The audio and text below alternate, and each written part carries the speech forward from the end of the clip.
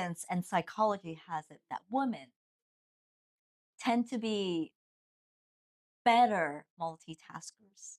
And that has to do with the differences on our brains. Now, with being better multitaskers, you can imagine. I know we have Let me just shrink down here. with the many tasks that we're trying to balance, to us it may seem like, oh, it's nothing, it's just what we got to do. But there's a lot of invisible loads that we're carrying, so invisible that sometimes when we do have time to stop and think, why am I so tired? Why do I feel like the whole world is on my shoulders? What's going on with me? I don't know if that resonates with any of you. Yeah, it does. How do you feel that has shown up for you in your life? Somehow, because of the world we live in, we've taken up this pressure on ourselves to keep doing more, keep hustling more, because why not? Especially like you said, in social media, everything seems possible and plausible. And we just keep adding stuff to our to-do list without realizing that no matter who is doing it, it's still starting from our heads, from our minds. And hence the mental workload just goes on piling up more and more and more. And in my case, I feel when it starts to affect my sleep is when I know that it's time to reset, to go back and check what am I doing that I can delegate or can put lower down in my to-do list or just strike off my to-do list. So yeah, sleep is where it shows up for me. Yeah. Especially as an entrepreneur, business owner, it's unless you're the only sole staff, you kind of delegate yourself, right? But if you do have staff, like I definitely have learned that delegation, organization, management is such a crucial skill to not overwhelm ourselves. And yeah, but sitting here, we're all entrepreneurs, but we also have other roles. For you, a mother, for all of us, and if our parents are still alive, we're daughters. We have our elderly to take care of, our partners. So I wonder, like, for Anita and Jerwin and Esmita, like, how do the expectations of these different roles shape your stress level? So in terms of like when you mention about like women doing more or multitask, I think it's in nature we are embedded not just to do more but to hold more because we are expected to nurture. We are expected to be the emotional sponge for everything. And then people would call us emotional. So how ironic. How ironic, right? Like my husband would joke about it, but then like when I mentioned to him, it's like because men have a different way to deal with their emotional health, and women they feel more.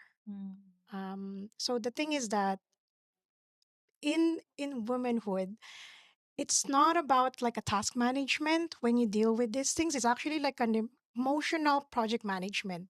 When you put it into a like a entrepreneurship perspective, you start checking which one should I prioritize first, right? Like, do I do the work now and cry later, or cry now and then do the work? Because you need the release, and Yeah. crying is a release. Talking to someone is a release, right? So I try to figure it out when I become like overthinking. Yeah. So when I'm overthinking, I know something is wrong. I know my mental health is being played with at a time. So yeah. So when I'm overthinking, and sometimes you feel the tiredness, like your body will just tell you, okay, it's time. You need to know what to do right now. So just know when to take the break and re-evaluate yourself.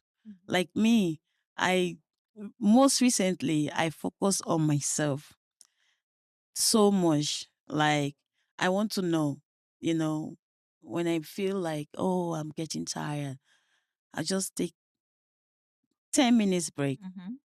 10 minutes just quietly. I like to sit close to the river, to the arbor. Yeah. So that's kind of a safe place for me also. So I just 10 minutes. It can be 3 a.m. in the night. I'll take taxi and go to any arbor close to me. Yeah. And I'll go back home. So I try, those are things that work for me.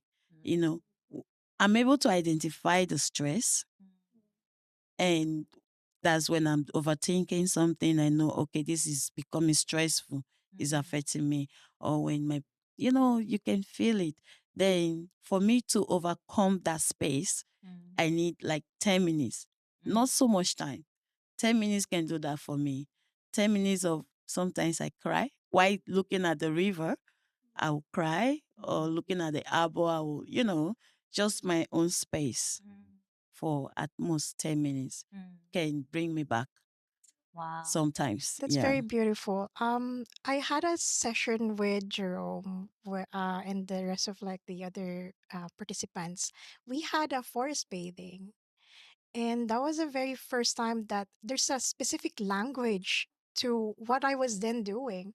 So we live in New Territories, and it's just like 5 minutes away to a Long Valley Nature Park. This week I went there to just decompress. Birds chirping, 7 a.m. in the morning. You see like different flowers blooming.